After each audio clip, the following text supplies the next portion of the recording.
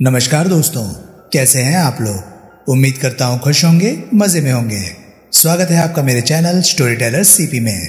मैं हूं आपका दोस्त, आपका यार, स्टोरी टेलर सीपी, आपका सूत्रधार। तो दोस्तों, ऐसे इंटरेस्टिंग कंटेंट को पाने के लिए करें मेरे वीडियोस को लाइक और चैनल को सब्सक्राइब, क्योंकि मैं ऐसे कंटेंट लाता रहता हूं।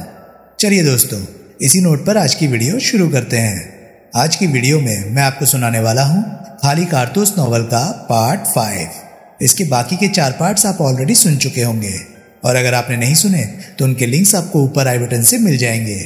तो चलिए दोस्तों, ज्यादा देरी ना करते हुए शुरू करते हैं खाली कारतूस नॉवल का पार्ट 5। चैप्टर 3। अगले दिन कन्हैयालाल सजनानी फिर गिरफ्तार हो गया। पुलिस ने उस पर हत्यारे का मददगार होने का चार्ज लगाकर अदालत में पेश किया। सजनानी ने क्योंकि पहले से इंतजाम किया हुआ था, इसलिए उसकी फौरन जमानत हो गई। उसने 50,000 की नकद जमानत जमा करवाई और रिहा हो गया। पुलिस ने हत्या का चार्ज लगाकर शीला ज्ञानचंदानी को भी अदालत में पेश किया और 10 दिन का रिमांड हासिल कर लिया। सजनानी की भरपूर कोशिशों के बावजूद भी उसकी जमानत नहीं हो सकी। लंच के बाद सुनील यूथ क्लब पहुंचा। गनीमत थी कि रमाकांत खुद ब खुद जाग उठा था। सुनील को जाकर उसे जगाना नहीं पड़ा और उसके कहर का शिकार नहीं होना पड़ा। क्या खबर है? सुनील ने पूछा। लोकनायक जयप्रकाश नारायण का पटना में देहांत हो गया है, रमाकांत मशीनी अंदाज में बोला। आईएएस जौहर ने राजनारायण को गोमूत्र से धोने का ऐलान किया है। कांग्रेस आई की प्रेसिडेंट श्रीमती इंदिरा गांधी ने। शट अप, सुनील भड़क कर बोला। प्यारे हो, रमाकांत नकली हैरानी जाहिर करता हुआ बोला। खबर ही तो पूछ रहे थे तुम, खबर सुना रहा हूं। तुम खूब जानते हो मैं क्या पूछ रहा था। अच्छा वो, बिल्कुल वही वो, लंबे वाला वो। रमाकांत हंसा। उसने अपना 4 मीनार का पैकेट निकालकर एक सिगरेट सुलगाया और ढेर सारा धुआं उगलता हुआ बोला। गोपीनाथ की नई बीवी के बारे में विशालगढ़ से 1-2 खबरें आई हैं। क्या? जो जानकारी हासिल हुई है उसमें इस बात का काफी हाथ है कि उर्मिला उसका असली नाम है, और जब वो विशालगढ़ के गुलमर्ग नाइट क्लब में कैबरे करती थी तब भी उसका यही नाम था। मालूम हुआ है कि वो विशालगढ़ में अकेली रहती थी। वहां मनोहर लाल से उसकी तगड़ी वाकिफियत थी और वो उसके साथ अक्सर घूमती फिरती देखी जाती थी। ये मालूम नहीं हो सका है कि सिलसिला आशिकी का था या दोनों के गठजोड़ की बुनियाद कोई और थी। आई सी। वैसे मेरे ख्याल से दोनों में कारोबारी रिश्ता था। कैसे? देखो, ये मैं तुम्हें पहले ही बता चुका हूं कि मनोहर लाल ब्लैकमेलर था। विशालगढ़ में उसके जो ठाट बाट देखे जाते थे उससे साफ मालूम पड़ता है कि कामयाब ब्लैकमेलर था। उर्मिला कैबरे डांसर थी और क्लब में पैसे वाले लोगों के संपर्क में अक्सर आती थी। शायद मनोहर लाल को यह टिप दिया करती हो कि किस आदमी को ब्लैकमेल किया जा सकता था, या शायद दोनों किसी पूर्व निर्धारित योजना पर काम करके ब्लैकमेलिंग के जरिए बकरा तैयार करते हो। मनोहर लाल के ठाट बाट इस बात से जाहिर होते हैं कि सैसिल होटल में उसके लिए स्थायी रूप से स्वीट बुक है। जाहिर है कि पैसे की उसे कमी नहीं थी और ब्लैकमेलिंग के अलावा उसकी आय का कोई साधन भी नहीं दिखाई देता। अगर होगा भी तो उसका रिश्ता किसी जराइम पेशा तरीके से ही होगा। करेक्ट।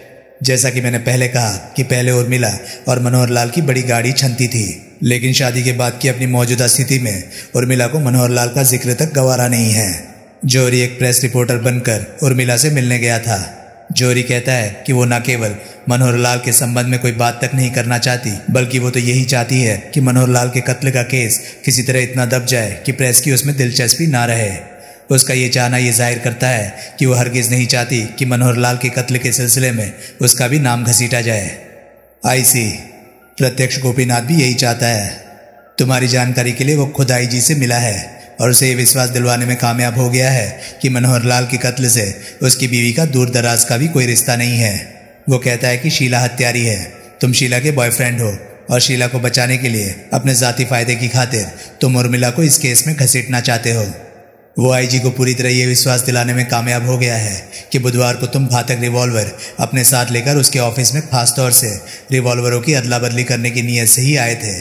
तुमने वहां खामखा गोली चलाकर वहां आपाधापी का माहौल पैदा किया था और फिर उसी आपाधापी के माहौल में उसे घातक रिवॉल्वर थमा दी थी और स्वयं उसकी रिवॉल्वर ले उड़े थे, ताकि बाद में जब ये मालूम हो कि जो रिवॉल्वर गोपीनाथ के अधिकार में थी वही घातक रिवॉल्वर थी, तो ये समझ लिया जाए कि रिवॉल्वरों की हेरा फेरी उसकी बीवी ने की थी, क्योंकि वही कातिल थी। मैंने रिवॉल्वरें नहीं बदली थी। मैं गोपीनाथ के ऑफिस में अपने साथ कोई रिवॉल्वर लेकर नहीं गया था, लेकिन वो तो यही कहता है कि रिवॉल्वरें तुमने बदली है। वो अपनी बात साबित नहीं कर सकता। वो जानता है, इसलिए तो वो भन्नाया हुआ है। लेकिन फिर भी सुनने में आया है कि वो आईजी को ये विश्वास दिलाने में कामयाब हो गया है कि सारी शरारत तुम्हारी है। आईजी ने उसे आश्वासन दिया है कि इस बात की पूरी कोशिश की जाएगी कि उर्मिला का नाम उस केस से दूर रखा जाए। वोल्गा एंटरप्राइजेस के बारे में कुछ पता लगा?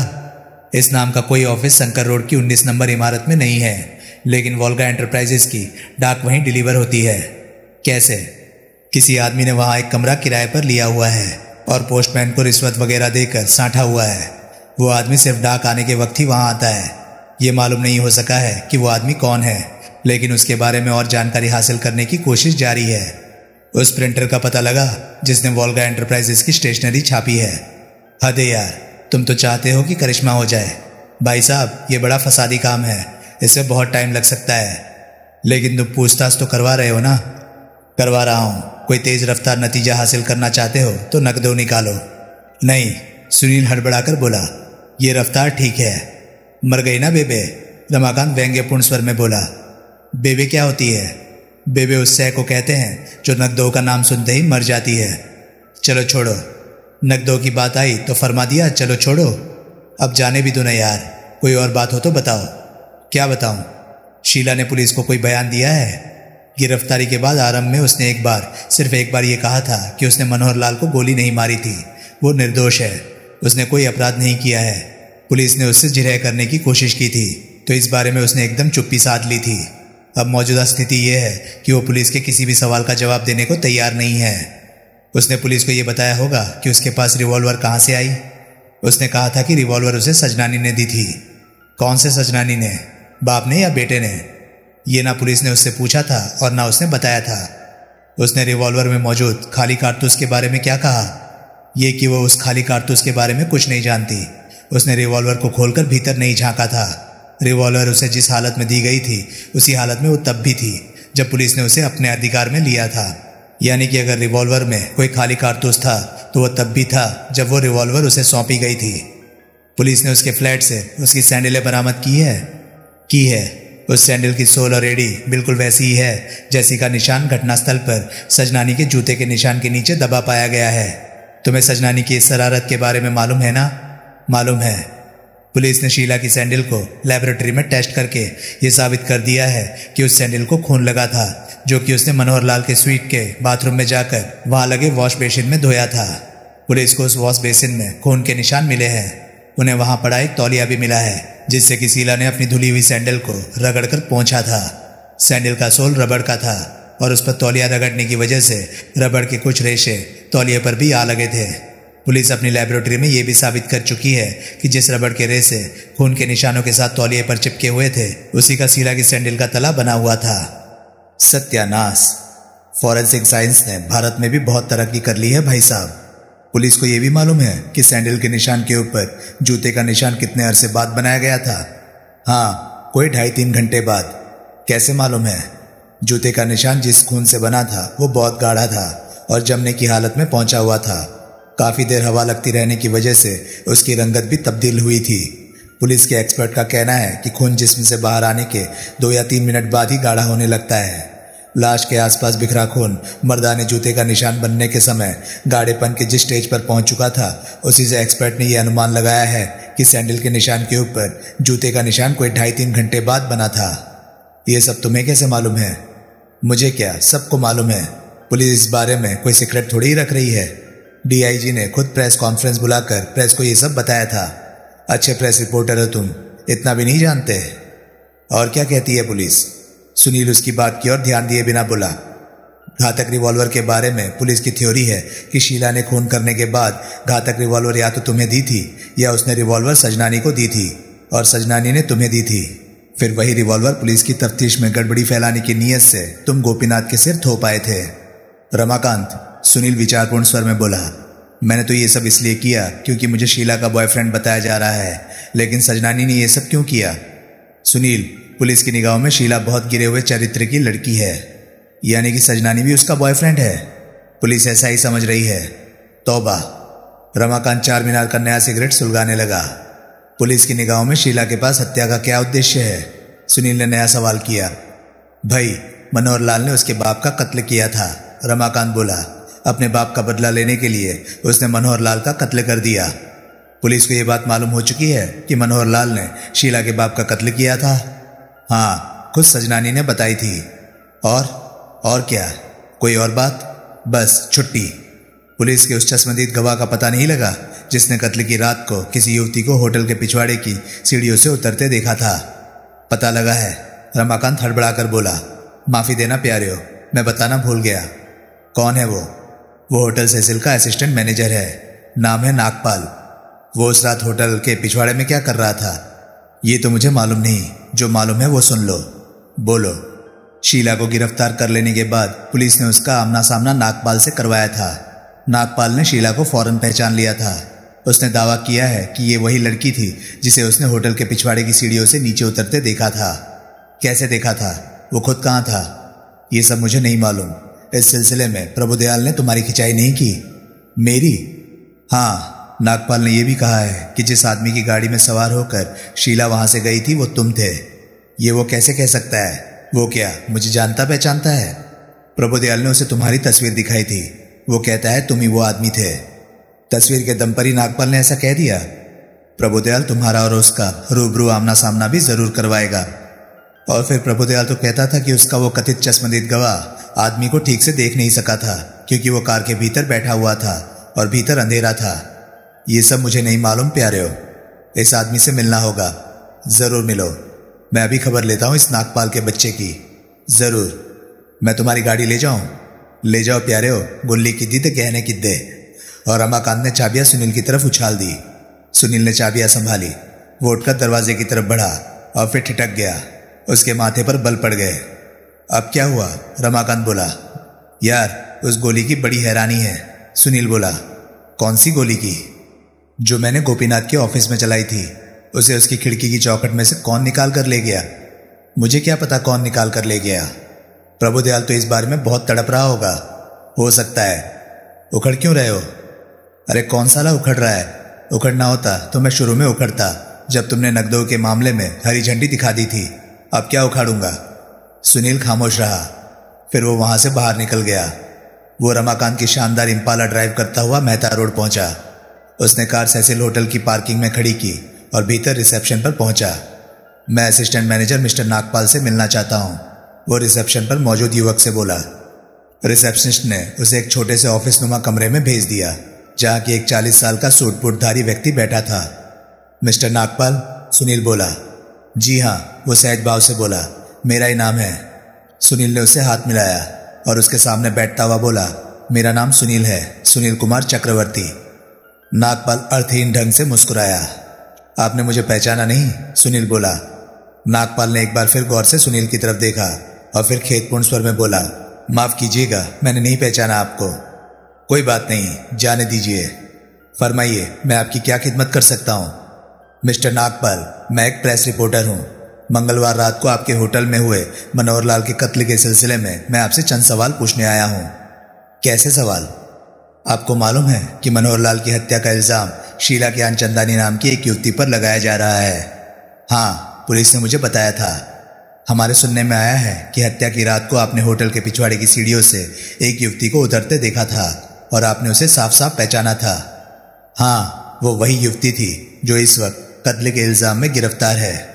शीला ज्ञानचंदानी? हाँ। आपने उसे साफ पहचाना था? हाँ।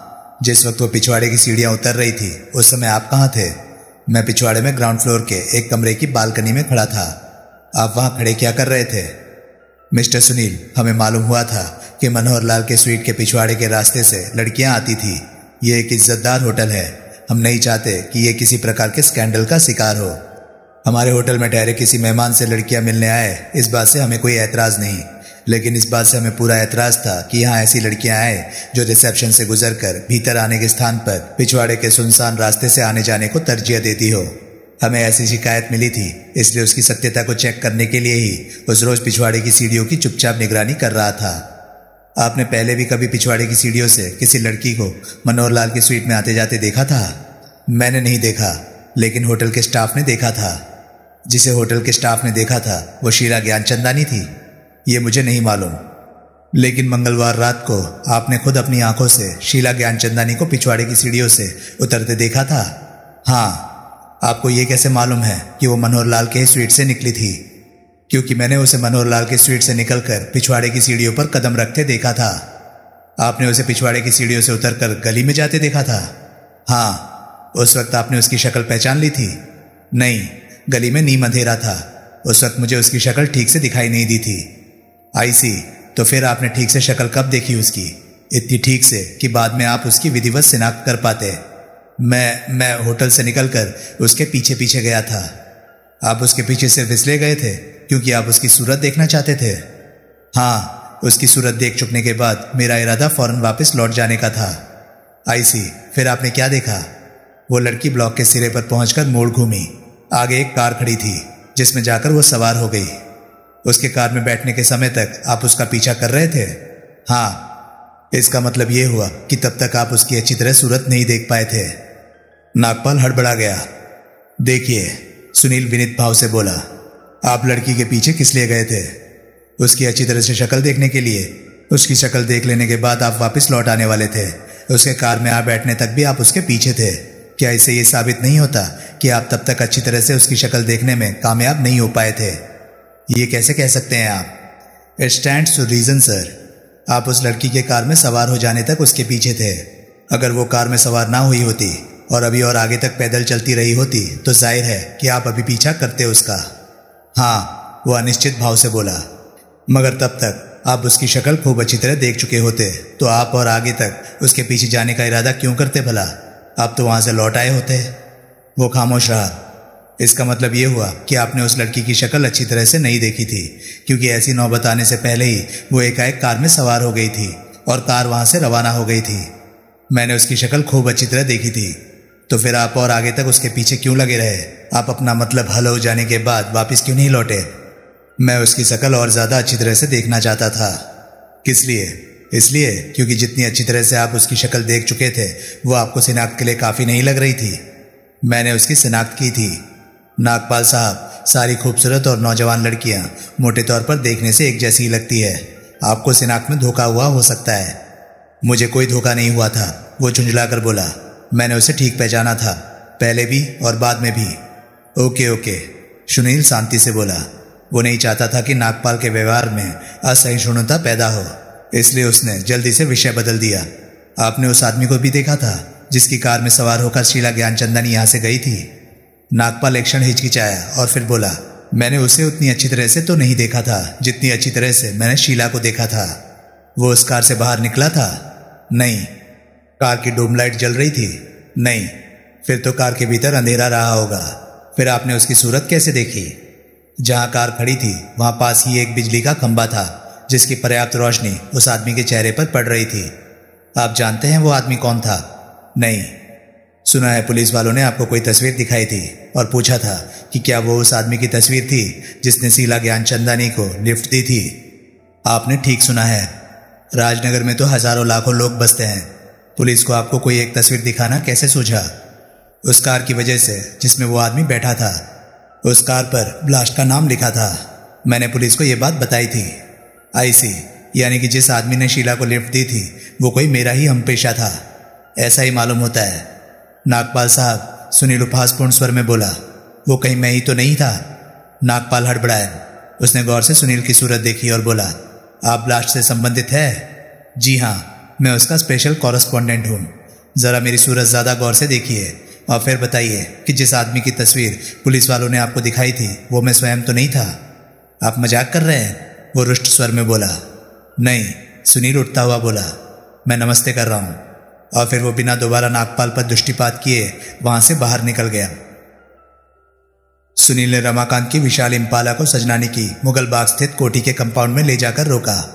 वो पहले नेताजी सुभाष मार्ग गया था, लेकिन वहां से उसे मालूम हुआ था कि गोपीनाथ आज जल्दी ऑफिस से चला गया था। सुनील इस उम्मीद में वहां आया था कि वो नवविवाहित पत्नी का पति ऑफिस से जल्दी छुट्टी करके अगर कहीं गया होगा तो घर ही गया होगा। उसने कॉल बेल बजाई। एक नौकर ने दरवाजा खोला। गोपी है? सुनील ने पूछा। जी हाँ, नौकर आदरपूर्ण स्वर में बोला। है? जरा बुलाओ तो। सुनील भीतर दाखिल होता हुआ बोला। नौकर ने उसके पीछे दरवाजा बंद किया और सहमति में सिर हिलाता वहां से चला गया। सुनील एक सोफे पर बैठ गया। उसने एक सिगरेट सुलगा लिया। तभी कॉल बेल फिर बज उठी। सुनील ने उस दरवाजे की तरफ निगाह डाली जिसमें घुसकर नौकर दृष्टि से ओझल हो गया था। फिर नौकर को वापस आता ना पाकर उसने स्वयं ही दरवाजा खोल दिया। सामने इंस्पेक्टर प्रभुदयाल खड़ा था। कुछ क्षण दोनों सक पकाए से एक दूसरे की सूरत देखते रहे। फिर प्रभुदयाल के मुंह से निकला, तुम यहाँ क्या कर रहे हो? ये क्या सवाल हुआ? सुनील नकली हैरानी जाहिर करता हुआ बोला, कहीं जाओ तो वहां जाकर कुछ करना क्या जरूरी होता है? मेरा मतलब है यहाँ कैसे आए? सजनानी से मिलने। कौन से सजनानी से मिलने? बाप से या बेटे से? जो भी मिल जाए। रास्ते से हटो। सुनील एक तरफ हट गया। प्रभुदयाल भीतर दाखिल हुआ। अच्छा हुआ तुम मुझे यहाँ मिल गए, प्रभुदयाल बोला, मुझे तुम्हारी भी तलाश थी। वजह? सुनील बोला, मैं तुम्हारा उस आदमी से आमना सामना कराना चाहता हूँ जिसने मंगलवार रात को होटल सेसिल के पिछवाड़े में तुम्हें शीला ज्ञानचंदानी को लिफ्ट देते देखा था। आई सी, सुनील भाविन स्वर में बोला, और तुम कैसे आए यहाँ? तुम्हारे जैसा बेमतलब और बेहुदा जवाब दूं तो जीप में बैठकर। वैसे मैं यहाँ गोपीनाथ से रिवॉल्वर की उस अदला बदली के बारे में पूछताछ करने आया हूँ जो तुमने बुधवार को उसके ऑफिस में की थी। मैंने ऐसा कुछ नहीं किया था, सुनील उखड़कर बोला। अभी मैं तुम्हारे सामने उससे बात करता हूँ, तुम भी सुनना कि वो क्या कहता है। मुझे पता है वो क्या कहेगा। क्या कहेगा वो यही कहेगा कि मैंने रिवॉल्वरें बदली थी। वो ऐसा इसलिए कहेगा क्योंकि इसी में उसकी बीवी की भलाई है। तभी गोपीनाथ वहां पहुंचा। प्रभुदयाल को देखकर वो सक पकाया। प्रत्यक्ष उसे पुलिस के आगमन की खबर नहीं थी। फिर उसने अपने आप को संभाला और एक मेहमान नवाज व्यक्ति के स्वर में बोला, तशरीफ रखिए साहिबान। प्रभुदयाल और सुनील बैठ गए। गोपी उनके सामने आ बैठा। वो पहले सुनील से बोला, कैसे आए भाई साहब? तुम्हारे पापा से मिलने आया था, सुनील बोला। सजनानी घर पर है? नहीं। तो फिर मैं चलता हूं, सुनील उठता हुआ बोला। बैठ जाओ, प्रभुदयाल कर्कश स्वर में बोला। तुम मुझे जबरदस्ती यहां रोक सकते हो? सुनील आंखें निकाल कर बोला। हाँ, प्रभुदयाल दांत भींचकर क्रूर स्वर में बोला। फिर ठीक है, सुनील यूं बोला जैसे उसे उसका मनपसंद जवाब मिल गया हो। वो वापस यथास्थान बैठ गया। उसने एक गहरी सांस ली और बोला, पैसे की बड़ी माया है इंस्पेक्टर साहब। क्या बक रहे हो? प्रभुदयाल बोला। मुझे तो हवलदार भेजकर पुलिस हेडक्वार्टर पकड़ मंगवाते हो, या बड़ी सराफत दिखाई तो टेलीफोन करके मुझे तलब कर लेते हो कि फौरन पुलिस हेडक्वार्टर में मेरे ऑफिस में मेरे पास पहुंच जाओ। सुनील प्रभुदयाल के स्वर की नकल करता हुआ बोला। लेकिन पैसे वाले आदमी के पास खुद दौड़े दौड़े आते हो। Shut up. और पैसे वाला आदमी फरमाता है मैं बकता हूं। I said shut up. Sunil खामोश हो गया। उसने एक नया सिगरेट सुलगा लिया। तभी नौकर सबको चाय सर्व कर गया। फिर प्रभुदयाल गोपीनाथ से संबोधित हुआ, आप जरा मेरी ओर ध्यान दीजिए। फरमाइए, गोपीनाथ बोला। प्रभुदयाल ने अपनी जेब से एक रिवॉल्वर निकाली और उसे गोपीनाथ के सामने मेज पर रख दिया। ये रिवॉल्वर पहचानते हैं आप? गोपीनाथ ने एक सशंक निगाह रिवॉल्वर पर डाली। मुझे जवाब की जल्दी नहीं, प्रभुदयाल बोला। आप रिवॉल्वर उठाकर अपने हाथ में ले लीजिए, उसे उल्टिए पलटिए, ठोकिए बजाइए, फिर जवाब दीजिए। गोपीनाथ ने रिवॉल्वर उठा ली। जवाब देते समय यह भी ध्यान में रखना गोपी, सुनील सहज भाव से बोला, कि इसी रिवॉल्वर से कत्ल हुआ है। ये मर्डर वेपन है, इसी वजह से ये इंस्पेक्टर साहब के अधिकार में है। गोपी ने यूं रिवॉल्वर वापस मेज पर रखी जैसे वो अभी तक सांप थामे था। प्रभुदयाल ने कहर भरी निगाहों से सुनील की तरफ देखा, लेकिन मुंह से कुछ न बोला। क्या कहते हैं आप? फिर वो गोपीनाथ से संबोधित हुआ। ये रिवॉल्वर, गोपीनाथ बोला, देखने में वैसी ही है जैसी मेरे पास भी थी, लेकिन मैं दावे के साथ कुछ नहीं कह सकता। यानी कि ये उन तीनों रिवॉल्वरों में से कोई भी हो सकती है जो आपके पिता की मिल्कियत थी। हाँ, हमें मालूम हुआ है कि उन 3 रिवॉल्वरों में से एक रिवॉल्वर आपके पिता ने आपको दी थी। एक वे अपने पास अपने शोल्डर होल्स्टर में रखते थे और एक वे अपने ऑफिस में सेफ में रखते थे, ठीक? हाँ, ये रिवॉल्वर कत्ल में इस्तेमाल हुई है, ये निर्विवाद रूप से सिद्ध हो चुका है। लेकिन हमारे पास ये जानने का कोई साधन नहीं है कि ये हूबहू एक जैसी 3 रिवॉल्वरों में से कौन सी रिवॉल्वर है। वो रिवॉल्वर आप वाली है या आपके पिता वाली है या उनकी सेफ वाली है, हम नहीं जानते। लेकिन हम इतना जरूर जानते हैं कि हत्या की रात को आपके पापा ने अपनी रिवॉल्वर शीला ज्ञानचंदानी को दी थी और फिर अपनी सेफ वाली रिवॉल्वर निकालकर अपने पास अपने शोल्डर होल्स्टर में रख ली थी।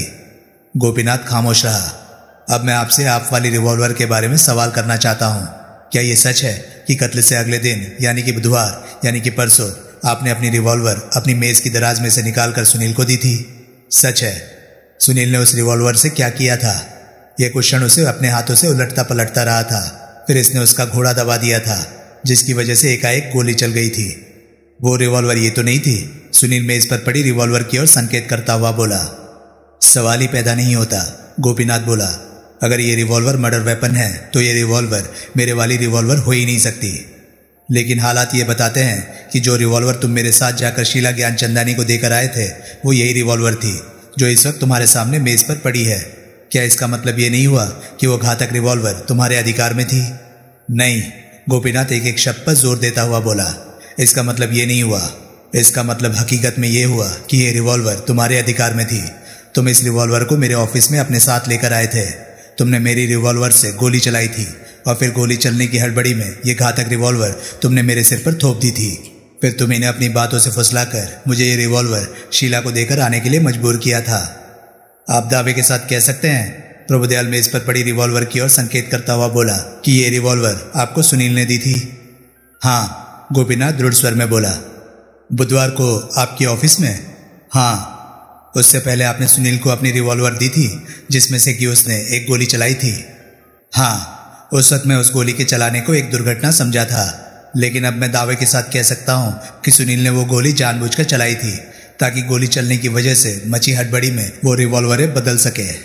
इसने रिवॉल्वरों की अदला बदली इतनी होशियारी से की थी कि उस वक्त मैं उसकी शरारत को नहीं समझ सका था, लेकिन अब मैं जानता हूं कि सुनील मुझे कितने बड़े स्टंट में फंसाना चाहता था। वो चाहता था कि बाद में तफ्तीश होने पर यह समझा जाए कि कत्ल के समय घातक हथियार मेरे अधिकार में था। गोपी, सुनील बोला, तुम ये कहना चाहते हो कि? तुम चुप रहो, प्रभुदयाल कहर भरे स्वर में बोला। क्यों चुप रहो? सुनील झुंझलाकर बोला। तुम यहाँ गोपी को उल्टी सीधी पट्टी पढ़ाकर मेरा पुलंदा बांधने का सामान कर रहे हो और मैं चुप रहूं? मैं इसे कोई उल्टी सीधी पट्टी नहीं पढ़ा रहा। तो फिर तुम मुझे चुप क्यों करना चाहते हो? तुम मुझे इससे बात करने से क्यों रोकना चाहते हो? तुम इससे क्या बात करना चाहते हो? मैं इससे कुछ पूछना चाहता हूं। क्या? गोपी, तुम दावा कर रहे हो कि मैंने रिवॉल्वरों की अदला बदली की थी। मैंने तुम्हारे वाली रिवॉल्वर अपने पास छुपा ली थी और उसकी जगह ये रिवॉल्वर थमा दी थी जो इस वक्त तुम्हारे सामने मेज पर पड़ी है। हाँ, गोपीनाथ बोला। तुमने मुझे रिवॉल्वरों की अदला बदली करते देखा था? नहीं, देखा होता तो क्या मैं तुम्हें ऐसी हरकत करने देता? लेकिन तुमने ऐसा किया था, तब किया था जब हर किसी का ध्यान चली हुई गोली की तरफ था और कोई ये नहीं देख रहा था कि तुम क्या कर रहे थे। लेकिन अगर तुमने या किसी ने मुझे रिवॉल्वर बदलते देखा नहीं था तो तुम इतने दावे से कैसे कह सकते हो कि मैंने ऐसा कुछ किया था? ये तो 2 + 2 4 पैसा सीधा सवाल है। यानी कि तुम इस वक्त अपना ये अंदाजा बयान कर रहे हो कि हकीकतन क्या हुआ होगा, लेकिन हालात साफ जाहिर कर रहे हैं कि मेरा अंदाजा कितना सही है। बहरहाल है तो ये अंदाजा ही, अपनी आंखों से तुमने कुछ नहीं देखा ना, फिर भी हुआ यही है। तुम्हारे ख्याल से यही हुआ है। और गोपी, ये आइडिया भी कल तुम्हें मैंने ही दिया था कि तुम इसी बात पर अड़े रहना कि मैंने रिवॉल्वर बदली थी। ये हकीकत है। अपने इस ख्याल को हकीकत का दर्जा देने की कोशिश तुम इसलिए कर रहे हो क्योंकि इसी में तुम्हें अपनी बीवी की भलाई दिखाई दे रही है। मेरी बीवी को इसमें मत घसीटो, गोपीनाथ क्रोधित स्वर में बोला। मिस्टर गोपीनाथ, प्रभुदयाल गंभीर स्वर में बोला, जरा इधर मेरी तरफ देखिए। गोपीनाथ प्रभुदयाल की तरफ घूमा। बुधवार को आपने सुनील को एक रिवॉल्वर थमाई थी? हाँ। वो रिवॉल्वर ये तो नहीं थी? प्रभुदयाल ने मेज पर पड़ी रिवॉल्वर की तरफ संकेत किया। हरगिज नहीं। आपने इसे अपनी वाली रिवॉल्वर थमाई थी? हाँ। लेकिन जब वो रिवॉल्वर भी देखने में ऐसी ही थी तो आप ये दावा कैसे कर सकते हैं कि वो रिवॉल्वर ये यानी कि घातक रिवॉल्वर नहीं थी? क्योंकि अभी आप ही ने बताया है कि मेज पर पड़ी इस रिवॉल्वर से मंगलवार रात को मनोहर लाल का खून हुआ है। ये संभव ही नहीं है कि ये वही मेरे वाली रिवॉल्वर हो जो बुधवार मैंने अपने ऑफिस में सुनील को दी थी। क्यों संभव नहीं है? क्योंकि मंगलवार को मेरी रिवॉल्वर मेरे पास थी। कहाँ? मेरे ऑफिस में, मेरी मेज की दराज में। बुधवार को भी वो वहीं थी। जब सुनील ने आपकी रिवॉल्वर मांगी थी तो आपने उसे अपनी रिवॉल्वर, अपने वाली रिवॉल्वर, अपनी मेज की दराज में से निकाल कर दी थी। हाँ। फिर सुनील ने उसमें से एक गोली चला दी थी और फिर रिवॉल्वर आपको वापस सौंप दी थी। वही रिवॉल्वर नहीं, और कोई रिवॉल्वर। लेकिन तुमने अपनी आंखों से मुझे रिवॉल्वरें बदलते नहीं देखा था, सुनील बोला। हर चीज अपनी आंखों से ही देखनी जरूरी नहीं होती, गोपीनाथ तीखे स्वर में बोला। अच्छा, मैंने चंद्रमा पर रॉकेट उतरते अपनी आंखों से नहीं देखा, लेकिन मुझे मालूम है कि ऐसा हुआ है। ये मिसाल यहां लागू नहीं होती गोपी। चंद्रमा पर रॉकेट उतरता तुमने नहीं देखा, लेकिन औरों ने तो देखा था। उन्होंने तो देखा था जिन्होंने रॉकेट चंद्रमा पर उतारा था, लेकिन मुझे रिवॉल्वरों की अदला बदली करते किसी ने नहीं देखा था, न तुमने न तुम्हारे ऑफिस के स्टाफ ने। लेकिन रिवॉल्वर तुमने बदली थी। छोड़ो, अभी तुमने इंस्पेक्टर साहब को बताया कि मंगलवार को तुम्हारी वाली रिवॉल्वर तुम्हारे पास थी, राइट? हाँ। हर्षण? हाँ। तुम मंगलवार को कभी भी अपने ऑफिस से उठकर कहीं नहीं गए थे? मैं लंच के लिए बाहर गया था। तब रिवॉल्वर तुम अपने साथ लेकर गए थे? नहीं, तब रिवॉल्वर मेरी दराज में थी। अपनी मेज की दराजों को ताला लगाते हो तुम? नहीं। फिर भी दावा करते हो कि रिवॉल्वर मंगलवार को हर्षण तुम्हारे अधिकार में थी? हाँ। मंगलवार की शाम को तुम कहाँ थे? होटल शाहजहां में। वहां मैं अपने बिजनेस के सिलसिले में किसी से मिलने गया था। ये बात मैं तुम्हें पहले भी बता चुका था। वहां तुम रिवॉल्वर साथ लेकर गए थे? नहीं, तब भी वो मेरी मेज की दराज में थी। यानी कि तुम्हारी रिवॉल्वर सारी रात मेज के खुले दराज में पड़ी रही? नहीं, होटल शाहजहां से लौटती बार मैं अपने ऑफिस में गया था और वहां से रिवॉल्वर निकाल लाया था। तुम घर कितने बजे पहुंचे थे? 9:30 या 10 बजे के करीब। उस वक्त रिवॉल्वर कहाँ थी? मेरे पास, मेरे कोट की जेब में। यहाँ आकर तुमने जब कपड़े उतारे होंगे तो रिवॉल्वर कोट की जेब में ही रह गई होगी। नहीं, कपड़े उतारने से पहले मैंने रिवॉल्वर को जेब से निकालकर ड्रेसिंग टेबल पर रख दिया था। अगली सुबह जब तुम अपने ऑफिस जाने के लिए तैयार हुए थे तो उस वक्त रिवॉल्वर ड्रेसिंग टेबल पर मौजूद थी? हाँ। उसने और कहाँ जाना था? तुम उसे वहां से उठाकर अपने ऑफिस में अपने साथ ले गए थे? गोपीनाथ खामोश हो गया। उसने बेचैनी से पहलू बदला। प्रभुदयाल बड़ी गौर से उसके एक एक एक्शन को नोट कर रहा था। जवाब दीजिए, प्रभुदयाल बोला। दरअसल, गोपीनाथ दबे स्वर में बोला, जब मैं ऑफिस को रवाना हुआ था तो रिवॉल्वर ड्रेसिंग टेबल पर पड़ी रह गई थी। मैं उसे वहां से उठाकर अपने साथ ले जाना भूल गया था। आई सी, सुनील बोला। लेकिन जब मैं तुम्हारे पास आया था तब तो रिवॉल्वर तुम्हारी मेज की दराज में थी। वो क्या कोई और रिवॉल्वर थी? नहीं, गोपीनाथ रूखे स्वर में बोला। वो वही रिवॉल्वर थी। तो फिर वो तुम्हारे पास कैसे पहुंची? मेरी बीवी ने मुझे फोन करके बताया था कि मैं अपनी रिवॉल्वर लेके जाना भूल गया था। मैंने उसे कहा था कि वो रिवॉल्वर मुझे ऑफिस में दे जाए। वो दे गई थी। यानी कि तुम्हारी रिवॉल्वर सारी रात उपेक्षित सी तुम्हारी ड्रेसिंग टेबल की मेज पर पड़ी रही। सुबह तुम उसको वहीं भूल आए। फिर वो रिवॉल्वर तुम्हारी बीवी ने तुम्हारे ऑफिस में आकर तुम्हें दी। इसके बावजूद भी तुम कहते हो कि वो रिवॉल्वर हर्षण तुम्हारे अधिकार में थी। अगर किसी वक्त रिवॉल्वर मेरे अधिकार में नहीं थी तो मुझे मालूम था कि वो कहाँ थी। कैसे मालूम था? तुम्हारी गैरहाजिरी में तुम्हारी रिवॉल्वर के साथ क्या भी थी ये तुम्हें कैसे मालूम हो सकता है? ये भी तो हो सकता है कि तुम्हारी बीवी तुम्हारे ऑफिस में जो रिवॉल्वर तुम्हें देकर गई थी उसी से कत्ल हुआ हो और वही रिवॉल्वर, मर्डर वेपन, घातक रिवॉल्वर तुमने मुझे सौंप दी हो। गोपीनाथ का चेहरा कानों तक लाल हो गया। वो एकाएक उछलकर खड़ा हो गया। उसकी मुट्ठियां भीज गई। वो कहर भरे स्वर में बोला, क्या मतलब? तुम मेरी बीवी पर इल्जाम लगा रहे हो? कि मैं किसी पर कोई इल्जाम नहीं लगा रहा। सुनील शांति से बोला, मैंने सिर्फ अपना अंदाजा जाहिर किया है। अगर तुम्हारा अंदाजा चल सकता है तो मेरा अंदाजा क्यों नहीं चल सकता? अगर मेरे इस अंदाजे से तुम्हें ऐसी मिर्चें लगी हैं तो समझ लो कि तुम्हारे अंदाजे से मुझे भी ऐसी ही मिर्चें लगी होंगी। मेरी बीवी ने रिवॉल्वरें बदली हों ये नामुमकिन है। गोपीनाथ गरज कर बोला, तो फिर यह भी नामुमकिन है कि मैंने रिवॉल्वरें बदली हों। तुम्हारी बीवी कोई दूध की थुली नहीं और मैं भी कोई चोर नहीं।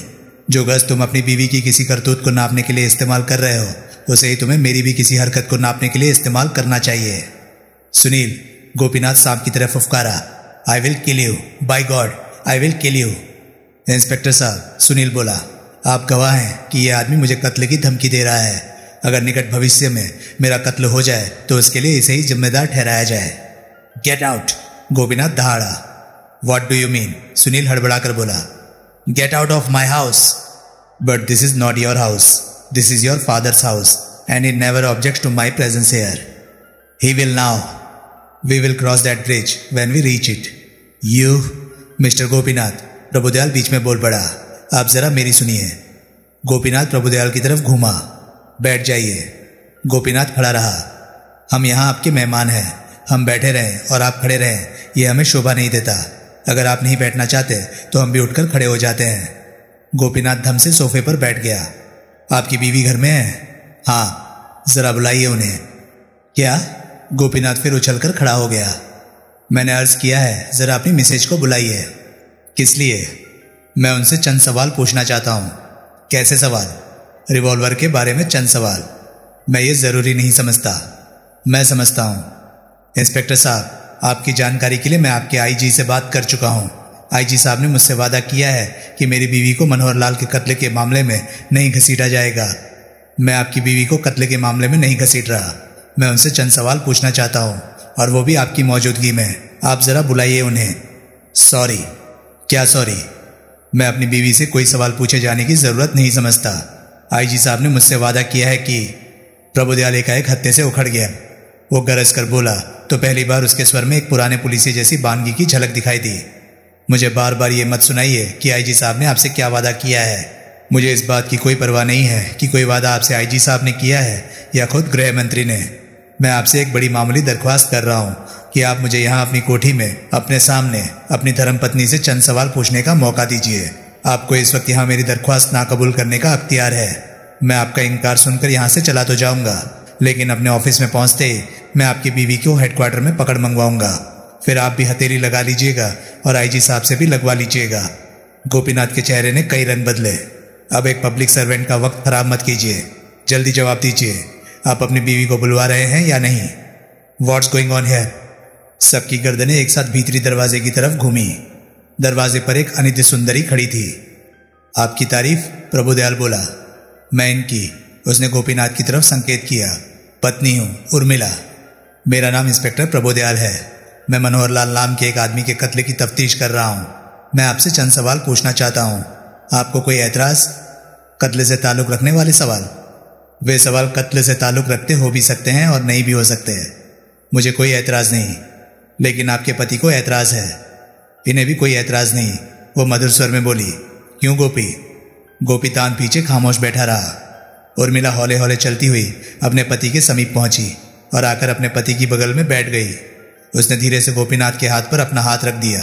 फिर उसने एक सरसरी निगाह सुनील पर डाली और पूछा, आप भी पुलिस ऑफिसर हैं? जी नहीं, सुनील तनिक सिर नवाकर बोला।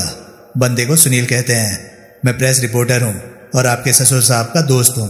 अभी थोड़ी देर पहले तक मैं आपके पति का भी दोस्त था, लेकिन शायद अब नहीं रहा। अभी थोड़ी देर पहले मेरे पति आपको गेट आउट कह रहे थे। जी हाँ, बदकिस्मती से यह हुक्म मेरे लिए ही हुआ था। उर्मिला ने शिकायत भरी निगाहों से अपने पति की तरफ देखा। गोपीनाथ ने मुंह फेर लिया। आप क्या पूछना चाहते हैं मुझसे? उर्मिला ने प्रभुदयाल से पूछा। आपके सामने मेज पर एक रिवॉल्वर पड़ी है। प्रभुदयाल बोला। आपने ये रिवॉल्वर पहले कभी देखी है? मैंने ऐसी ही एक रिवॉल्वर हाल ही में देखी थी, लेकिन मैं ये दावा नहीं कर सकती कि वो यही थी। दरअसल ऐसी चीजों की मुझे कोई खास पहचान नहीं। ऐसी रिवॉल्वर आपने कब देखी थी? कहाँ देखी थी? ऐसी रिवॉल्वर मैंने मंगलवार रात को अपने पति के पास देखी थी। इन्होंने मेरे सामने उसे अपनी कोट की जेब से निकालकर ड्रेसिंग टेबल पर रखी थी। मंगलवार रात को तकरीबन कितने बजे? 10:30 बजे। फिर बुधवार सुबह भी आपने ये रिवॉल्वर देखी थी? हाँ, वो वहीं ड्रेसिंग टेबल पर पड़ी थी। ये ऑफिस जाते वक्त रिवॉल्वर साथ ले जाना भूल गए थे। मैंने इनको फोन करके इन्हीं रिवॉल्वर के बारे में बताया था। इन्होंने कहा कि रिवॉल्वर मैं इन्हें ऑफिस में दे आऊं। मैं दे आई। आपने रिवॉल्वर अपने पति के जाने के बाद देखी थी? हाँ। पहले क्यों नहीं? क्योंकि मैं अपने पति के जाने के बाद ही सोकर उठी थी। आप इतनी देर बाद सोकर उठती हैं? इंस्पेक्टर साहब, वो मधुर स्वर में बोली। आप विवाहित हैं? जी हाँ, प्रभुदयाल हड़बड़ाकर बोला। बाल बच्चेदार हूं। जब आपकी नई नई शादी हुई थी, कुछ याद है आपको उन दिनों की? आपकी बीवी कितने बजे सोकर उठा करती थी? प्रभुदयाल का चेहरा कानों तक लाल हो गया। सुनील बड़ी मुश्किल से अपना चेहरा सपाट रख पाया। आपने कितने बजे रिवॉल्वर अपने पति के ऑफिस में पहुंचा दी थी? प्रभुदयाल ने नया सवाल किया। यही कोई 11 बजे। लेकिन आपको ये नहीं मालूम कि वो रिवॉल्वर ये थी जो आपके सामने मेज पर पड़ी है, या कोई और थी? मुझे नहीं मालूम। मुझे तो पिस्तौल तमंचों से वैसे ही बड़ा डर लगता है। जो रिवॉल्वर आपने अपने पति के ऑफिस में पहुंचाई थी, उसमें कोई खाली कारतूस था? मुझे नहीं मालूम। मैंने रिवॉल्वर को खोल के नहीं देखा था। इंस्पेक्टर साहब, मैं तो सिर्फ इतना जानती हूँ कि मंगलवार रात को मेरे पति ने अपनी कोट की जेब में से एक रिवॉल्वर निकालकर ड्रेसिंग टेबल पर रखी थी। फिर बुधवार की सुबह को मैंने वही या वैसी ही रिवॉल्वर ड्रेसिंग टेबल पर पड़ी देखी थी। फिर अपने पति के निर्देश पर ड्रेसिंग टेबल पर पड़ी रिवॉल्वर उठाकर मैं उसे अपने पति के ऑफिस में पहुंचा आई थी। मंगलवार रात 10:30 बजे से लेकर बुधवार सुबह तक कोई तीसरा शख्स आपके बेडरूम में आया था? वो हंसी। उसने कुछ कहने के लिए मुंह खोला, लेकिन प्रभुदयाल पहले ही बोल पड़ा, यानी कि नहीं आया था। उर्मिला ने इंकार में सिर हिलाया। सुनील फिर मुस्कुराया। वह समझ गया था कि उर्मिला फिर प्रभुदयाल की उसकी नई नई शादी की याद दिलाने लगी थी। प्रभुदयाल खामोश हो गया। सुनील ने खंकार कर गला साफ किया और बोला, क्या मैं एक सवाल पूछ सकता हूं? नहीं, उत्तर गोपीनाथ ने दिया। तुम मेरी बीवी से कोई सवाल नहीं पूछ सकते। ओ डार्लिंग, उर्मिला उसका हाथ दबाती हुई बोली, डोंट बी लाइक दैट। ये तुमसे जरूर कोई बेहुदा सवाल पूछेगा। मुझे उम्मीद नहीं। मिस्टर सुनील मुझे भले आदमी लगते हैं। गोपीनाथ खामोश हो गया, लेकिन उसके चेहरे से असंतोष के भाव नहीं गए। आप क्या पूछना चाहते हैं मिस्टर सुनील? वो बोली। मंगलवार रात को आप कहाँ थी? सुनील ने पूछा। देखा, गोपीनाथ अपनी बीवी से बोला। It's all right darling, Urmila बोली। फिर उसने सुनील के प्रश्न का उत्तर दिया, मैं यहीं थी। ये कोठी तो बहुत बड़ी है, सुनील बोला। इस कोठी में कहाँ? पहली मंजिल पर, अपने बेडरूम में। हर्षण? हाँ। आपको मालूम है, आपके पति ने मंगलवार रात को 2 बार आपको फोन किया था? मेरे पति ने मुझे ऐसा कहा था। फोन बेडरूम में है? हाँ। उसका पैरेलल कनेक्शन कोठी में कहीं और भी है? नहीं। आपके सामने फोन की घंटी बजी थी? हाँ, 2 बार बजी थी। फिर भी आपने फोन नहीं उठाया था? नहीं उठाया था। वजह?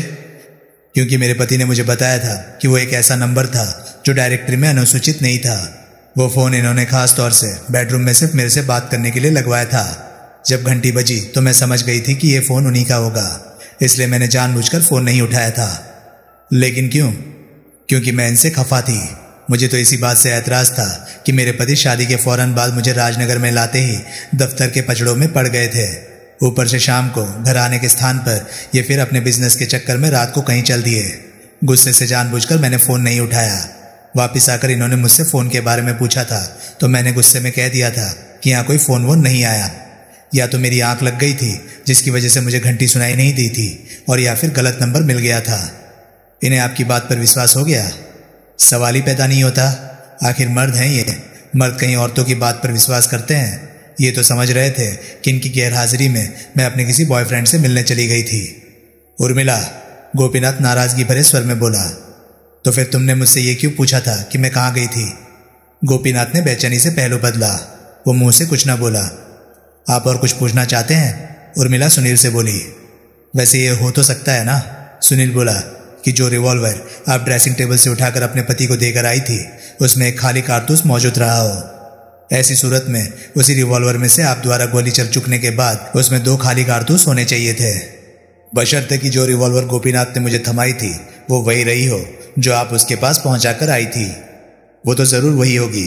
गोपीनाथ के पास 2 रिवॉल्वरें तो हो ही नहीं सकती थी। सुनील खामोश हो गया। इंस्पेक्टर, गोपीनाथ उत्तेजित स्वर में बोला, इससे और भी साबित होता है कि सुनील ने रिवॉल्वरों में हेराफेरी की थी। मुझे खूब अच्छी तरह से याद है कि गोली इसने मेरी ही रिवॉल्वर से चलाई थी। फिर इसने वो दूसरी रिवॉल्वर मेरे सिर पर थोप दी थी जिसमें कि एक खाली कारतूस था।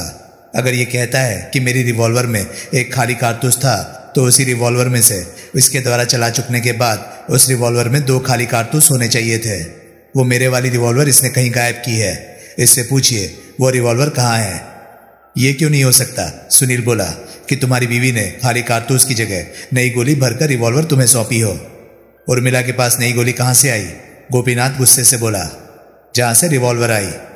क्या खुद तुमने कबूल नहीं किया था कि तुम्हारे ऑफिस की चाबी तुम्हारी बीवी के पास भी है? ओ माय गॉड, गोपीनाथ असहाय भाव से बोला। उसने दोनों हाथों से अपना सिर थाम लिया। मिस्टर सुनील, उर्मिला बोली, आप ये कहना चाहते हैं कि मंगलवार रात को मैंने अपने पति के ऑफिस में जाकर इनकी रिवॉल्वर निकाली, उससे मनमोहन का खून किया, खाली कारतूस की जगह गोली भरी और रिवॉल्वर वापस अपने पति के ऑफिस में रखाई? आपने ऐसा किया था? सुनील ने सहज भाव से पूछा। हरगिज नहीं। Okay, I take your word for it. Thank you. लेकिन ट्रेजेडी ये है मैडम कि जितनी आसानी से मैंने आपकी बात पर विश्वास कर लिया उतनी आसानी से मेरी बात पर विश्वास करने को कोई तैयार नहीं है। कोई कुछ ना बोला। मिस्टर गोपीनाथ, थोड़ी देर बाद प्रभुदयाल बोला, आपको मालूम है कि आपके ऑफिस में सुनील ने जो गोली चलाई थी वो वहां की एक खिड़की की चौखट में धंस गई थी। मालूम है, गोपीनाथ बोला। उस घटना की खबर लगने के बाद जब मैं आपके ऑफिस में पहुंचा था तो उस गोली को मैंने चौखट में से गायब पाया था। मैं आपसे एक सीधा सवाल पूछ रहा हूं, आप उसका सीधा जवाब दीजिए। क्या वो गोली चौखट में से आपने निकाली थी? नहीं, गोपीनाथ आवेशपूर्ण स्वर में बोला, हरगिज नहीं। आपको मालूम है कि वो गोली वहां से किसने निकाली थी? नहीं। कोई अंदाजा किसकी दिलचस्पी उस गोली को वहां से गायब करने में हो सकती थी? गोपीनाथ ने मुंह से उत्तर नहीं दिया। उसने आग्नेय नेत्रों से सुनील की तरफ देखा। गोपी, सुनील कठिन स्वर में बोला। तुम ये कहना चाहते हो कि? नेवर माइंड पर्सनैलिटीज, प्रभुदयाल बीच में बोल पड़ा। फिर एकाएक वो उठ खड़ा हुआ और बोला, thank you everybody for the nice cooperation shown to the police. Urmila मुस्कुराई।